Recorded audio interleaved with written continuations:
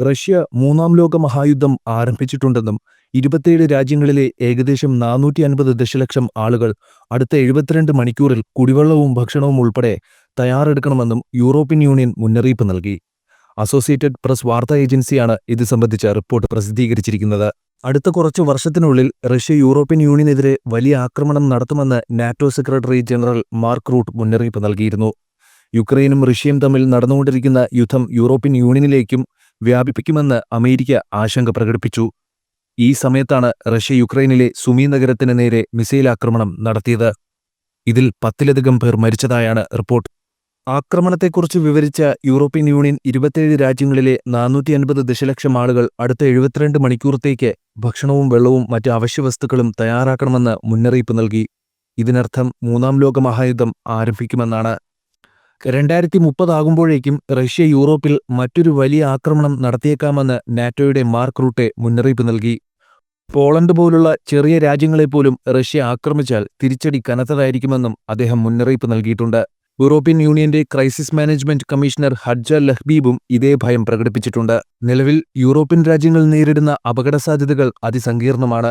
Russia പൂർണ്ണമായും യുദ്ധസമ്പദ് വ്യവസ്ഥയിലേക്ക് മാറുകയാണ്. ഇത് റഷ്യയുടെ സൈനിക ശക്തി വർദ്ധിപ്പിക്കുമെന്ന് അദ്ദേഹം പറഞ്ഞു. അടുത്തിടെ റഷ്യയുടെ അന്തർവാഹിനിയിൽ നിന്ന് വിക്ഷേപിച്ച മിസൈൽ പരിശീലനം തങ്ങളുടെ ഭയം സ്ഥിരീകരിക്കുന്നതായി കണക്കാക്കാം.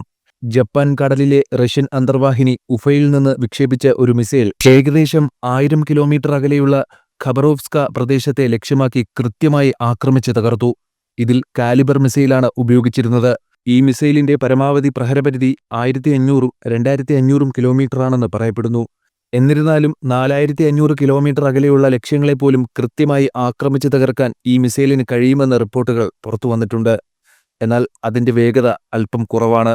ഇതിനർത്ഥം അവ ലക്ഷ്യസ്ഥാനത്തേക്ക് അടുക്കുമ്പോൾ ശബ്ദത്തേക്കാൾ കുറഞ്ഞ വേഗതയിൽ സഞ്ചരിക്കുന്നു എന്നാണ്. അതുകൊണ്ടുതന്നെ അതിന്റെ വരവ് മുൻകൂട്ടി പ്രവചിക്കാൻ കഴിയില്ലെന്ന് പറയപ്പെടുന്നു. ഏതൊക്കെ രാജ്യങ്ങളെയാണ് ഇത് ബാധിക്കുക?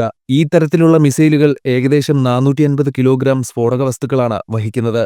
മിസൈലിന്റെ ആഘാതമേഖലയുടെ 50-100 മീറ്റർ ചുറ്റളവിൽ ഒരു പുല്ലുപോലും വളരുകയില്ല. 2500 കിലോമീറ്റർ ദൂരപരിധിയാണ് ഈ മിസൈലുകൾക്കുള്ളത്. അതായത് ഏകദേശം 26 യൂറോപ്യൻ നഗരങ്ങളെ ഇവയ്ക്ക് ആക്രമിക്കാൻ കഴിയും. മൂന്നാം ലോകമഹായുദ്ധം ആരംഭിക്കുകയാണെങ്കിൽ അത് ലോകത്തിന്റെ നാശത്തിന് തന്നെ കാരണമായേക്കാം. ഭൂമിയെപ്പോലും നാമാവശേഷമാക്കാൻ പ്രഹരശേഷിയുള്ള ആണവായുധങ്ങളാണ് ലോകരാജ്യങ്ങളുടെ ആയുധപ്പുരയിലുള്ളത്. മൂന്നാം ലോകമഹായുദ്ധം ആഗോള ഭരണത്തിലും അന്താരാഷ്ട്ര ബന്ധങ്ങളിലും കാര്യമായ മാറ്റങ്ങൾ ഉണ്ടാകുന്നതിനും പുതിയൊരു ലോകക്രമം സ്ഥാപിക്കുന്നതിലേക്കും കാര്യങ്ങളെ നയിച്ചേക്കാം. യുദ്ധത്തെ തുടർന്ന് തകർന്ന അടിസ്ഥാന സൗകര്യങ്ങൾ, സമ്പദ് വ്യവസ്ഥകൾ, സമൂഹങ്ങൾ എന്നിവ പുനർനിർമ്മിക്കാൻ വലിയ രീതിയിലുള്ള ശ്രമം ആവശ്യമായി വരും. മൂന്നാം ലോകമഹായുദ്ധം തടയുന്നതിന് ലോകരാജ്യങ്ങൾ തമ്മിലുള്ള നയതന്ത്രവും ചർച്ചയും പ്രോത്സാഹിപ്പിക്കുന്നത് സംഘർഷങ്ങൾ കുറയ്ക്കുന്നതിനും തടയുന്നതിനും സഹായിക്കും.